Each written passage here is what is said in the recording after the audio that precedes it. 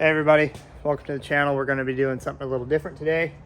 I'm going to make a short video on just putting some tow mirrors on the truck. That way I can kind of help other people out, and then afterwards I'll do an update video on everything. But those of you that are here just for the tow mirrors, this is my Chinook Tacoma collaboration build, whatever you want to call it. And if you want to see more of it, you can check out the videos. But today we're going to be putting some Dodge tow mirrors on it. These are off a second gen, so a 96 to 2002 or 2003 maybe Dodge. I believe that you can do power mirrors and or manual mirrors. You'll just have to do the wiring for the power mirrors. I haven't found anything specific for this body style Tacoma. There is some mirrors for later models that are basically Dodge style that bolt right on.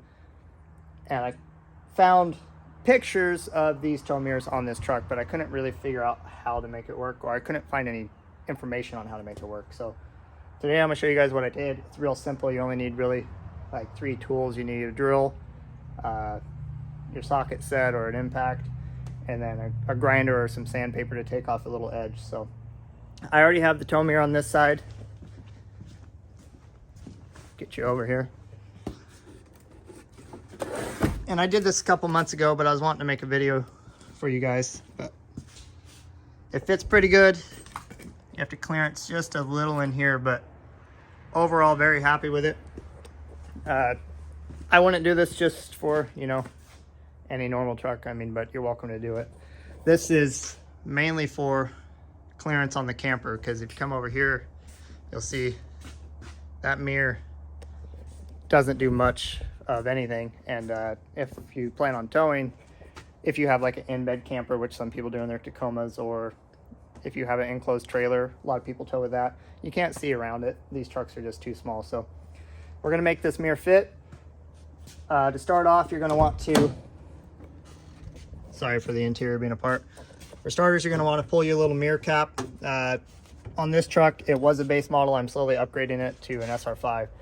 But this one just has a small little mirror piece that goes over it. Let's see if I can find one. I don't know where I would have them staged, but it's just a small little mirror piece, and it pops here and slides out of that. And then you just have these 3 screws behind it, or these 3 bolts behind it. So those are 10 mil. We're gonna pull those out. If it was an SR5 with the nicer panel, I'm not sure if there's anything different, or if it's a newer year from like the 98 to 2000 or 2000 to 2002, whatever it is, that has a little bit different interior. Basically just get to the back of your bolts here and go ahead and remove those, and I'll show you what to do after that. All right, so we got the mirror out. Like I said, pretty simple.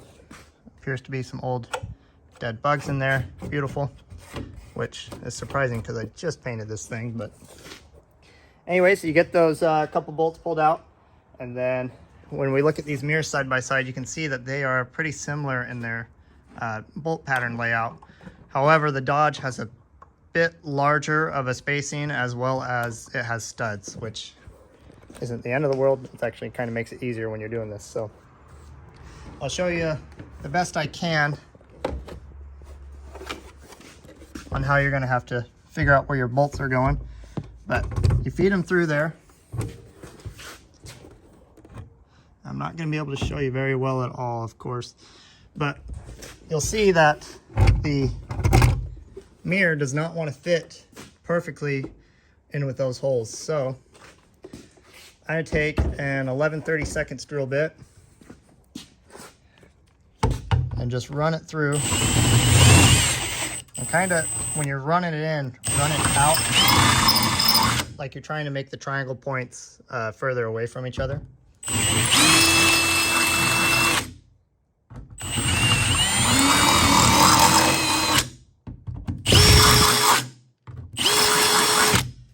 And once you get that done, should have already took the nuts off this, but take the nuts off your mirror here. Sorry for any bad camera angles.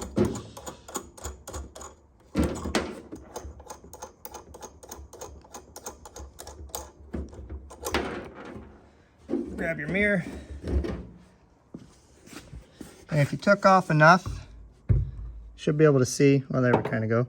If you get one started in there, you can kind of work the screws around or the bolts around to find your centers. And it's better to take a little than take a lot. And you can kind of just figure out where you need to go. So on here, we can kind of see that I'm scratching paint off the top of that hole. So I know that that hole has to go up some. I was starting on this bottom right hole.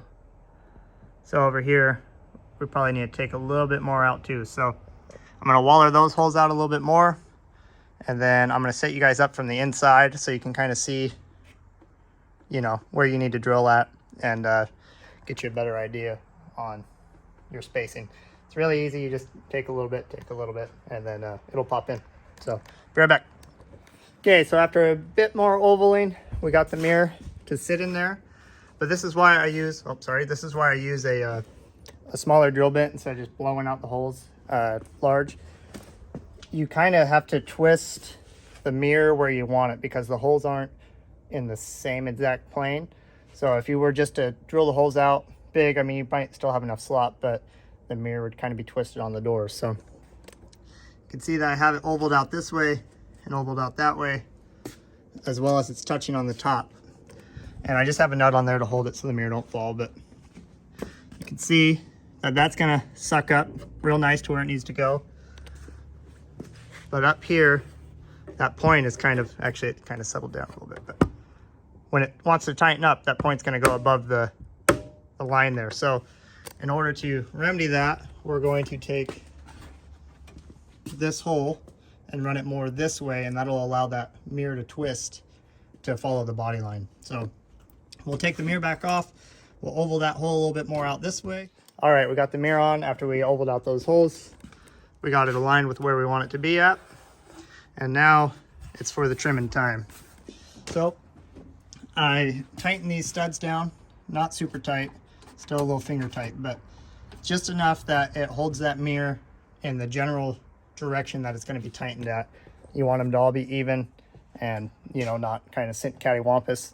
And be careful when you tighten it down, because at this point, with it not being ground down, it could possibly and most likely will damage your paint. Ask me how I know. So we're going to take our little Sharpie right here. We're going to come down low, and you can see where it's going to hit. Hit down in this corner right here into this body line. The bottom's pretty good, but just this body line right here. So take your Sharpie, kind of mark your area where it's going to be hitting, and then take it back off.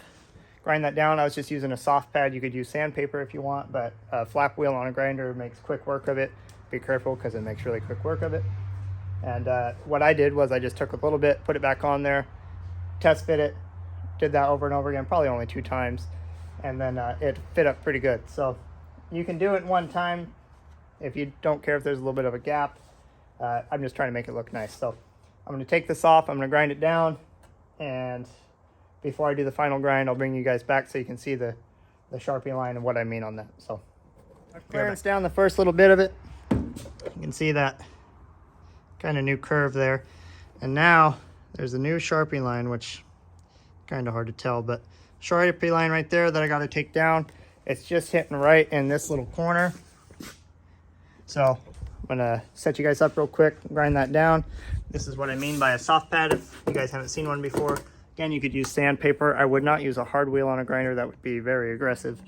But let's get this ground down real quick. Then we'll go from there. So right there's that little Sharpie line. And you'll see how fast this is. By the way, this is loud. I'll try to tune it down some, but just be ready.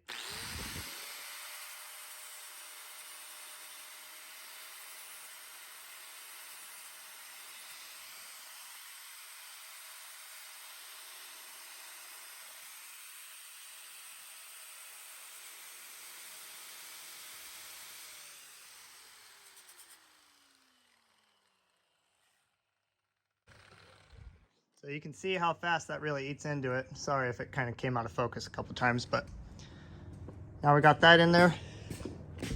Ground down, I should say. Stand you back up over here.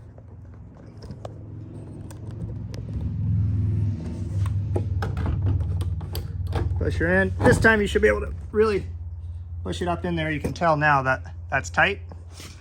And then when you go up underneath, you have no more clearance issues. So now we'll open this up, put our nuts on. Of course, I only have 2 because I dropped the 3rd one. There it is.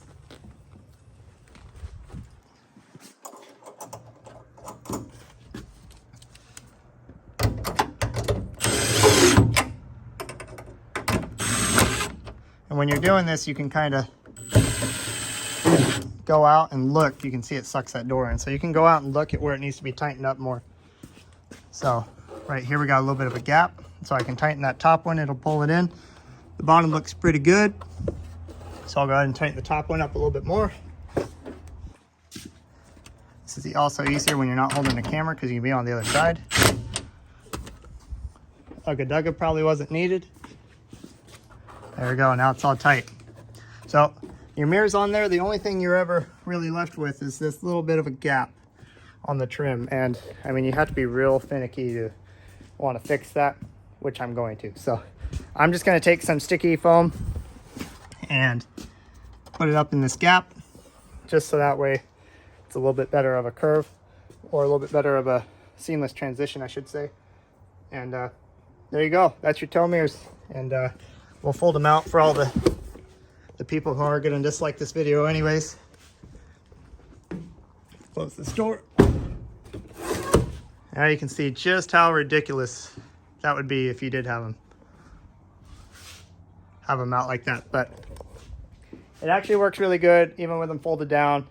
The amount you can see around this particular camper is way better. And again, if you have a small trailer that you're towing or an in-bed camper, I imagine that it would be pretty beneficial. So the last thing that you would have to do before you put your door panel back on or your mirror piece back on is you're going to have to cut these off flush. So make sure you have it exactly how you want it. Put that foam piece in there if you want, because as soon as you cut those, it's going to be much harder to put that mirror back in and out. You could also change those studs out for bolts. The bolts that came with the mirror, I imagine, are pretty close to the same thread. We'll check real quick. They actually look to be the exact same. So these are probably an M6 by 1.5 or 1.25 or whatever it is. So you could probably just change those studs out if you wanted. I'm just going to cut them down. I'm pretty happy with how they fit. So thanks guys for watching. Again, if you're interested in the camper at all, go ahead and check out the other videos. And I'm going to be making another one today on a bunch of progress I've been doing, including this new awning. So thanks for watching. Have a good one. Hope it helps. Bye.